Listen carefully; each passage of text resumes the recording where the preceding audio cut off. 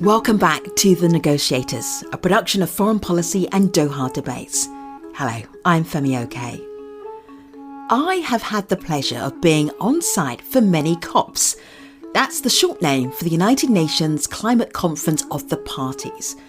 The event is held in a different country every year, and it brings together delegates from around the world to negotiate global goals for tackling climate change. COP27 was held in November of 2022 in Sharm el-Sheikh, an Egyptian resort town on the southern end of the Sinai Peninsula. And the big debate at COP27 turned out to be something called the Loss and Damage Fund. The idea behind the Loss and Damage Fund is that developing countries are the least responsible for causing climate change, but they are the most affected by it. And so it was only logical that a fund would be created to help them mitigate the damage. The Alliance for Small Island States, or AOSIS, first proposed an insurance mechanism for the countries most affected by climate change back in 1991, and AOSIS had led the charge ever since. But the idea is a non-starter for developed countries like the United States, which rejects any language that implies liability or compensation. In 2021, Aminath Shauna was appointed as Minister of the Environment for the Maldives, a small island state in South Asia.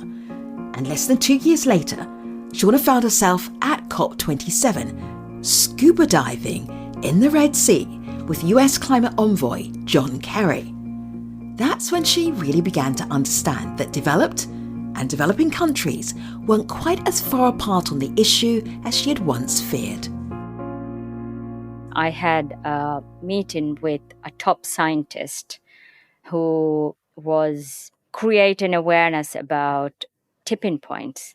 And we had a really engaging, great discussion about what it could mean for the Maldives if the coral reef ecosystems collapse. So after that discussion, I got an invitation saying, we would like to invite you to go scuba diving. And obviously I said yes.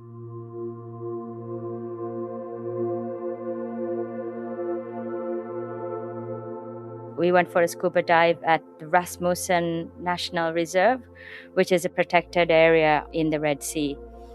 The colors were just so beautiful. The reef formations were spectacular. And we were on a cruise, just about 5 of us, who were very high-level policymakers. We had plenty of time to talk about climate politics, climate negotiations, loss and damage, what it meant for me as minister, but also what it meant for a Maldivian. You're not in a negotiating room, you're not in front of cameras, so you're a lot more at ease of being able to speak the truth and to have a conversation, not restricted by your national positions. What do you remember of the conversations that you had with John Kerry that day? John was very interested in the science, and he was constantly asking questions about the real tragedy of losing what we just saw diving in one of the most beautiful places. And I think when you see it, when you believe in it, when you start to really fall in love with it, the whole conversation, the dynamic of that conversation is very different. I was not the Minister of Environment. He was not the climate envoy, and we had other diplomats and senior level officials, but we were speaking at a very human level. And he was bringing up what it meant for him, for his grandchildren, to be able to not witness it. And my daughter must have been about 2.5 by then. And for me, it was a very real thing to be able to explain what it would mean for the Maldives fisheries sector, what it would mean for the Maldives tourism industry, what it would mean for my daughter to not have a home when she is my age. I think that made a difference. Shauna, in my imagination, I'm recreating this as a scuba diving summit on loss and damage. But was that the whole reason for going scuba diving together? Or did you like sneak that in because that was what you really cared about? Well, it wasn't very planned. And I think the best things in life and the best things in negotiations are not planned. Nothing goes as planned in COPs. We know that. That is what makes COP so exciting. I always love the conversation before each COP. This is what we hope for. And then I can't wait for 2 weeks later to see what actually comes out of a COP. I'm going to take our listeners back a few decades to when you were a child.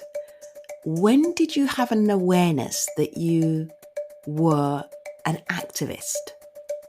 I grew up in a dictatorship under a very authoritarian regime. We did not have freedom of speech. We did not have press freedom. I knew people who were put in jail, who were tortured, who lost lives in their fight to have a democratic Maldives. So that it came at a very early age, that understanding of what it means to fight for our rights, to fight for our survival. What would you say your friends, or how would you say your friends would describe how you speak and how you organise from when you were young? I think they would say that I'm a troublemaker. I have been in politics because I am a believer of democracy and human rights. And our first democratically elected government was overthrown in a coup in 2012. At the time, I was the youth wing leader of our party, and we were out on the streets for 6 years to get back our democracy. I was arrested twice. During that time, they had pressed terrorism charges against me as well for protesting and demanding democratic elections. So I think fighting is something I like to do, and I feel unafraid to speak when it's the right thing to do. I'm going to skip ahead. The UN General Assembly of 2021, so September 2021.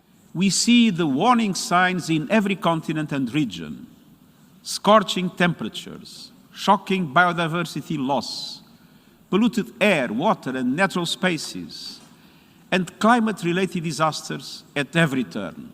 It was just right after my appointment as minister in 2021, my first UNGA, and in fact, my first ministerial meeting. To be honest, I didn't know the formalities of how these meetings are conducted, but I spoke from the heart without really looking at my talking points or formal speeches or anything like that. And after that meeting, COP president approached me and said if I would be willing to be a champion for adaptation and loss and damage.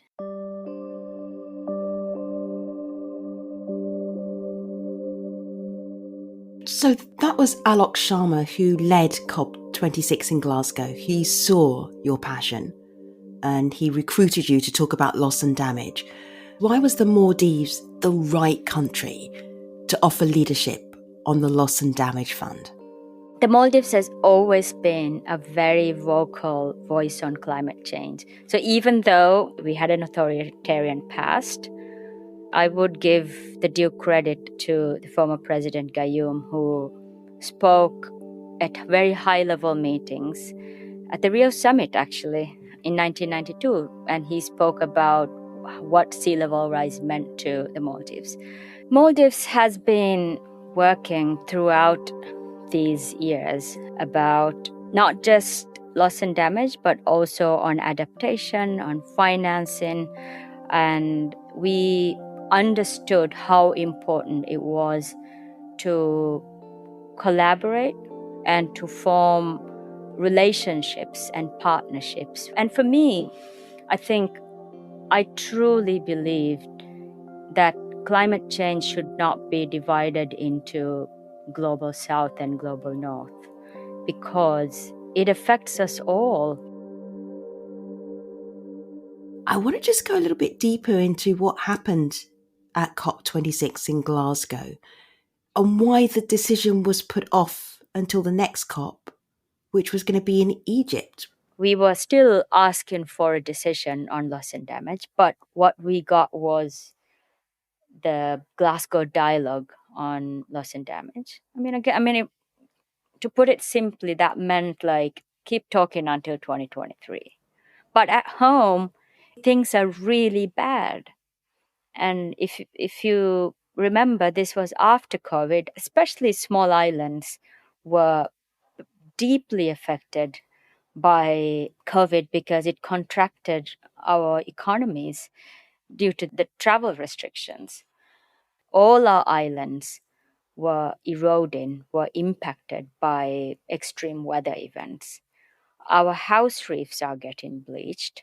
Our fish stocks are being affected. We come back from these fancy meetings and say, we don't have anything to report back to you. I'm sorry, because the larger countries are not agreeing to provide any compensation or provide support to mitigate the impacts of climate change. It came to a point like enough is enough. This is it. We're not going to go home empty-handed. This can no longer be put in the back burner. I attended COP26, and to say people were disappointed, vulnerable nations were disappointed, oh my goodness, that's an understatement. I saw tears, desperation, frustration. Young people were crying. It was a horrible scene. What was going on in your mind? Very emotional.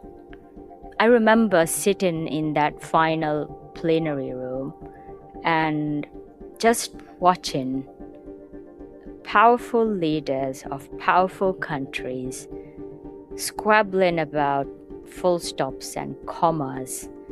We were not asking for the stars and the moon. We were not asking for something that was impossible.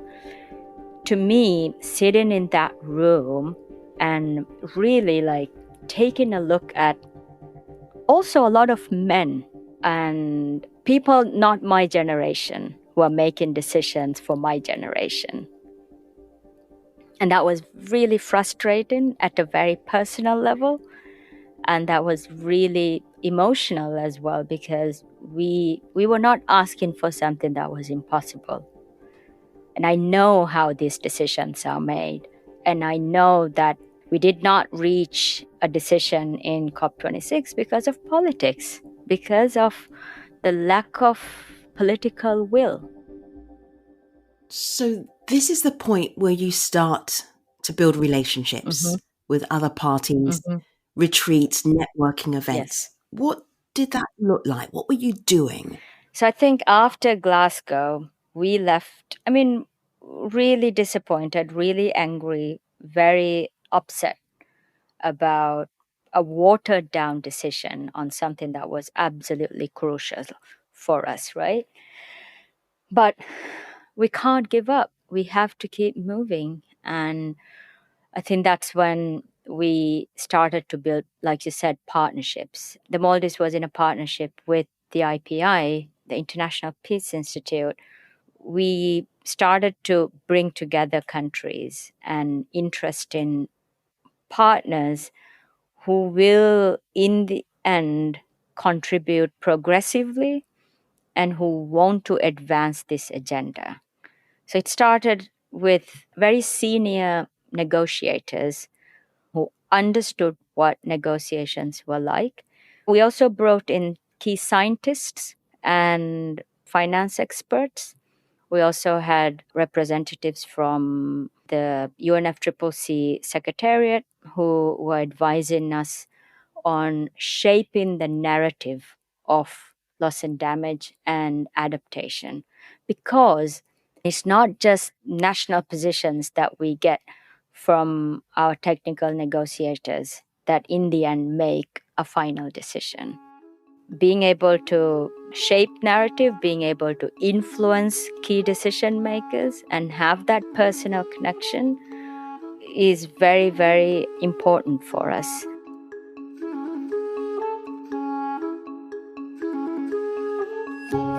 You're listening to The Negotiators. On each episode, we look at one dramatic negotiation through the lens of one of the participants.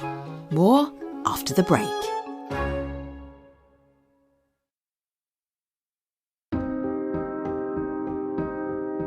Aminath Shauna had been working on all of this for a year and a half.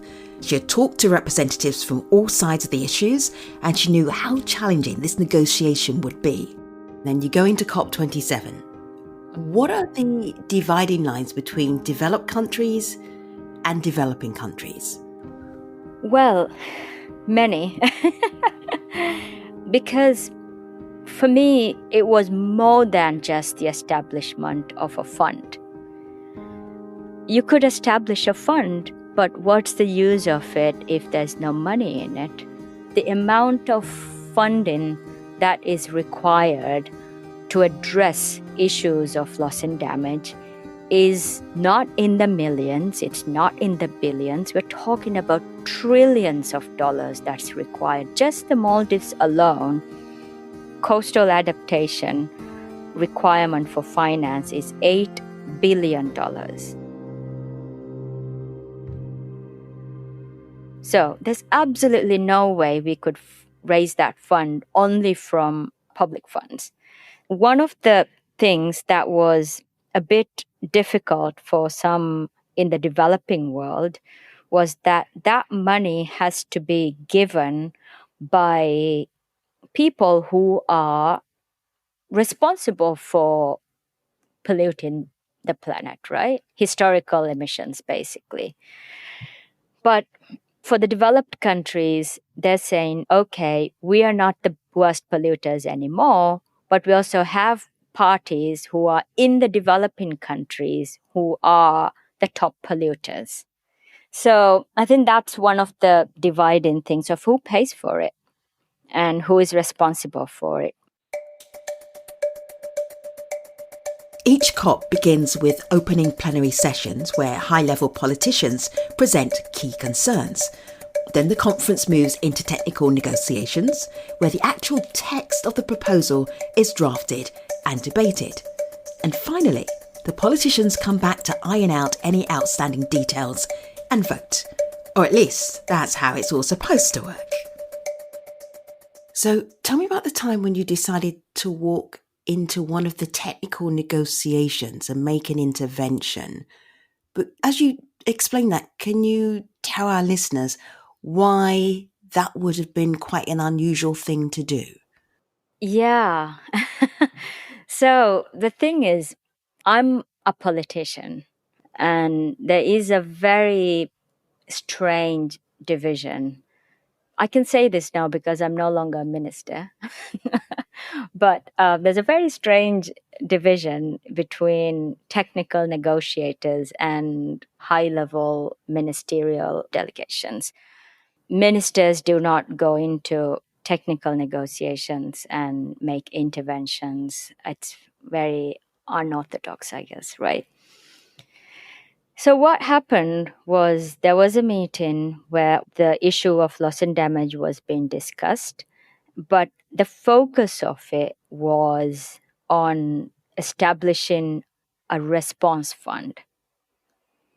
And countries that are more impacted by things like hurricanes, a response fund would work very well because funds can be released for it. But for the Maldives, we don't have frequent disasters of large scale as such. How we are impacted by climate change a lot of the times is with the slow onset of impacts of climate change, such as coral bleaching. So coral reefs is what brings most of our income to our nation. So once they are lost, We don't have any resources to raise revenue. So this is the status for most small islands. So for us, it was really important that is mentioned and reflected in a decision that is made as a group. So this was technical information you were asking to be added. I'm trying to imagine what the look of the faces of the negotiators in the room were doing. Because at this point, you're Her Excellency, a minister, in a space you shouldn't be in. Correct. I mean, it was very tough because this was actually proposed by my state minister. But I think people would criticize us because we were breaking the norms of how these negotiations are done. The rules of the game is that you can't go into these rooms and you can't propose new text once it is agreed upon as a group, right? Yes, it was very dramatic at the point when my state minister made this intervention, but I think I would still argue that we fought for the Maldives, we fought for small islands, and in the end, the final text reflected all of it.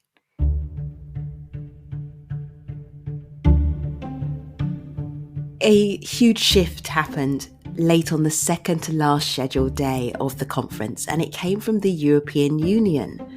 The EU suggested a proposal that the fund should only support the, quote, most vulnerable country. Yes.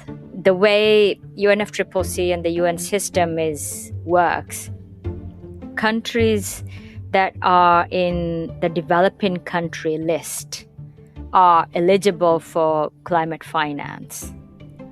And some of those countries are not necessarily developing countries. So a lot of the donor funds are going to countries that are not particularly vulnerable to climate change. I mean, just let me give you an example of what mattered for the developed countries. Not just one minister from the developed countries, couple of them came up to me and said that they have absolutely no problem in funding and ensuring funds are received to the most vulnerable countries, like the Maldives. But they have a problem that these funds will go to large economies in the developing country context. The developed countries made it very clear that they can't move on without that phrase. And for the entire history of this convention, that was not a term that's been used in the text of negotiations, right? This was a problem because there was not an accepted definition of the term most vulnerable. And the Maldives and AOSIS were part of a group called the G77 and China. That's a coalition of 134 developing countries. Just go with me on this. And China. If the words most vulnerable were added to the text, some countries in this coalition would be eligible for funding. Others would not. And many countries didn't actually know which category they would fall into. So I think that caused a lot of anxiety within the larger group of G77 because that would define how funds are distributed and who gets the funding. And of course, the Maldives, we are a frontline state. We are one of the most vulnerable nations in the world to climate change. But in this space of politics, we have to understand this is about consensus as well. So that was a very big dilemma because that was a red line for the developed countries. And we have to find a way to ensure that G77 did not fall apart. Because if G77 did not have a consensus on it, we would not get the loss and damage fund. The conference was supposed to end on Friday night. By Saturday morning, still no agreement. Some of the countries apparently were saying, we're leaving. Yeah. What were you thinking at that point? I remember, along with the chair of AOSIS, we stayed up the entire night waiting for that call when we could be invited to see the draft texts, and no phone call came through.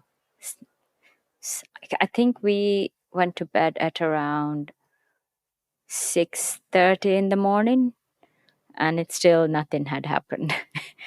For me, I was determined that I will be the last person in that room to leave. I am not going to leave this place unless we have something on this. We're not leaving empty-handed.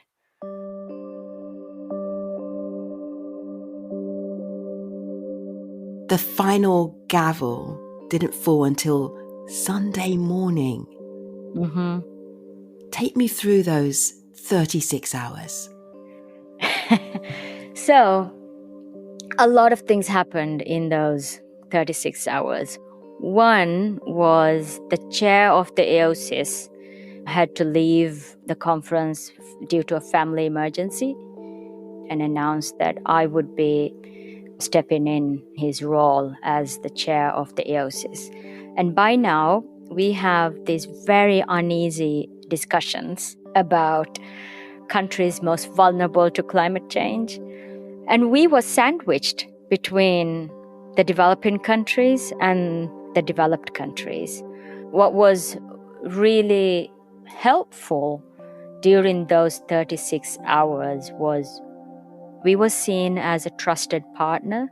We were seen as a country that was not compromised and that was genuinely working in the interest of the most vulnerable countries. That really helped to be a bridge builder, I think.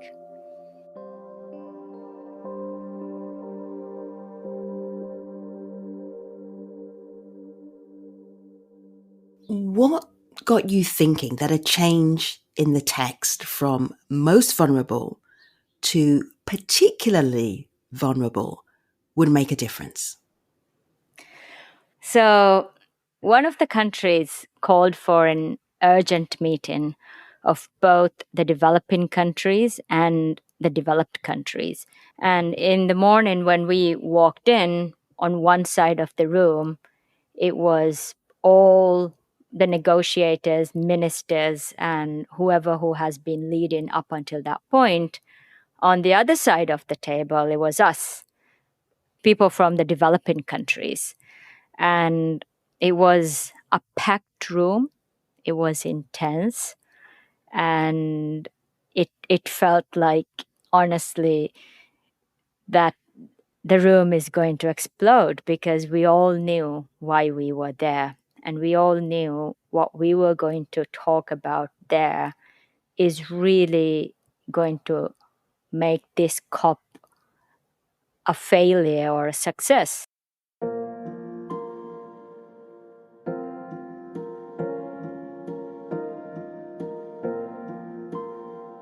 As a minister from a small island country, I know how much we are spending on loss and damage. I know how much we are compromising, how much our budgets are squeezed because we are having to pay more and more to provide fresh drinking water. We're having to provide more and more to protect literally our islands from eroding. We know how much we are having to take money from our education budget, from our healthcare budget, from our social services budgets to compensate for the losses and damages because of severe weather and flooding and water resources. So for me, honestly speaking, that was what was going on my mind. How can I use this moment to convince these people on the other side of the table, hey, we have to come out of this with a deal, with a win for small islands? And that was really, honestly, that was what was on my mind. I did not think about anything else. So what happened was, in the initial meeting of the developed countries and the developing countries, we wanted a break, and we took a break and we had a separate meeting with the developing countries, and we talked about this. I mean, it was very loud. People were shouting, people were angry, people were like, why is this happening? And it was just very messy, just like any other COP last minute meetings, right?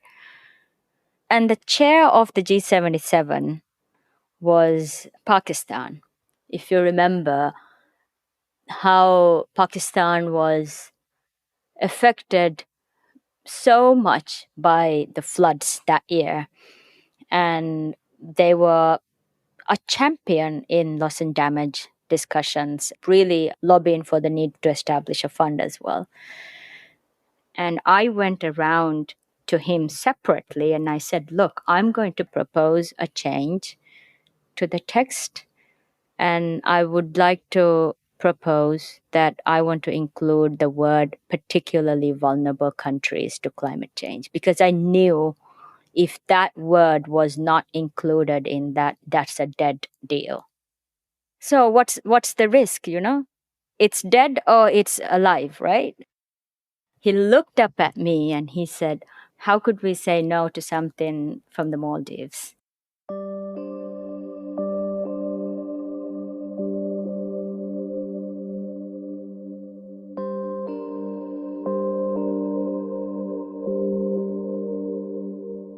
At that point, I realized, okay, maybe this is the moment to do it. I mean, I was risking my reputation as minister as well, I guess. That's not something done in negotiations. But a lot of these rules about these things, in my mind, are constructed by us. The whole point of negotiations is benefiting the average person on the ground in these vulnerable countries. And if that's the outcome of this risk, I am happy to take it. I'll do it. I'll do it any day. Growing up in an authoritarian regime, taking that risk, having been arrested twice in my life, having had terrorism charges pressed against me, what more can it be, right? We have to be fearless to achieve what you want.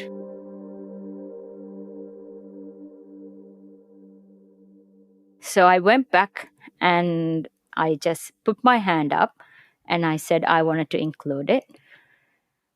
And then again, this was very rushed, split seconds. If it had extended even for one more minute, people would have had an issue with it. But I think COP presidency and the chair, they were very, very good at managing the chaos. And they did not leave room for any further changes. And once that was agreed, boom, done. And then we regrouped with the developed countries and we said we are in agreement to include countries that are particularly vulnerable to climate change.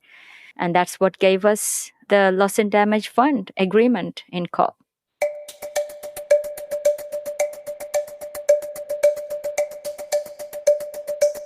While the Loss and Damage Fund was established at COP27, it wasn't operationalised until a year later at COP28.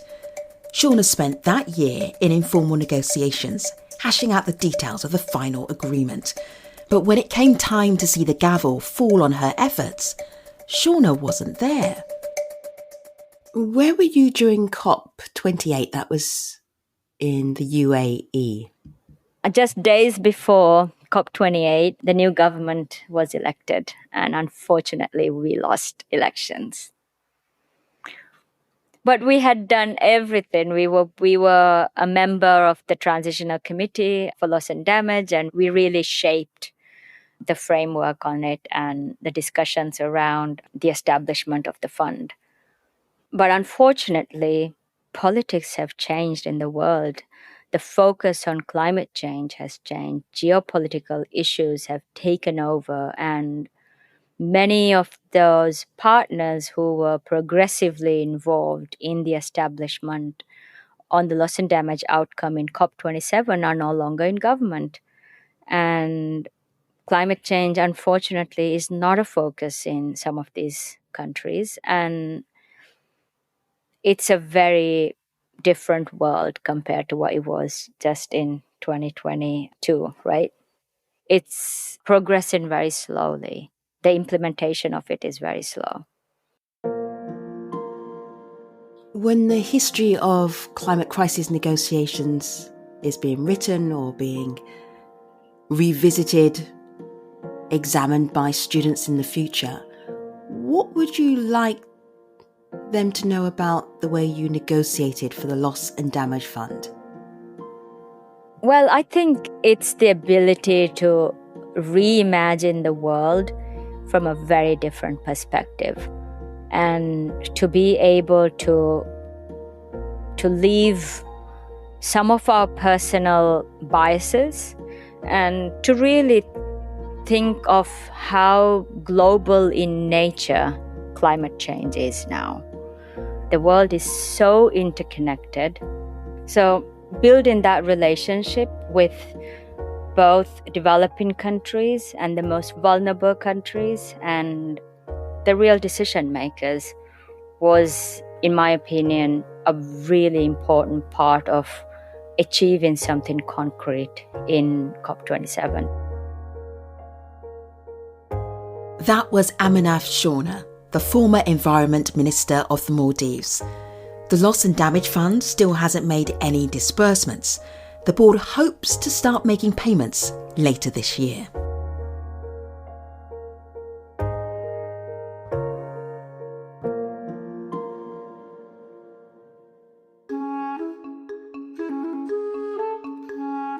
The Negotiators is a podcast from Doha Debates and Foreign Policy. The International Peace Institute is our special partner this season. Our executive producer is Karen Given. Our production team includes Laura Rossbrow-Tellem, Rob Sachs, Claudia Tady, Jafit Weeks, Jigar Mehta, Amjad Atala, and Dan Ephron. Foreign Policy is a magazine of news and ideas from around the world. We encourage you to subscribe at foreignpolicy.com/subscribe. Doha Debates is a platform for truth-seeking dialogue where the most urgent issues of our time are discussed and debated. It is a production of Qatar Foundation. Learn more at dohadebates.com. The International Peace Institute works to strengthen inclusive multilateralism for a more peaceful and sustainable planet. Learn more at ipinst.org. If you're enjoying the show, take a second to follow the podcast so you never miss a new episode. And if you found today's episode insightful, drop a quick 5-star rating or review. Your feedback helps more people find us. Next time on the show, in 2000, Sanam Naragi Andolini travelled to New York on a mission. She wanted to convince the UN Security Council to adopt a resolution to declare that women should be meaningfully included in all aspects of the peacemaking process. It doesn't sound like a controversial idea, but it was. I remember even then thinking to myself, I am consciously choosing the most difficult thing you can possibly do because, we didn't have the words for these things. Now we say women peace builders, but we didn't have a vocabulary then. And I sometimes think, how crazy must I have been in my 20s? But there you go. That's next week on The Negotiators.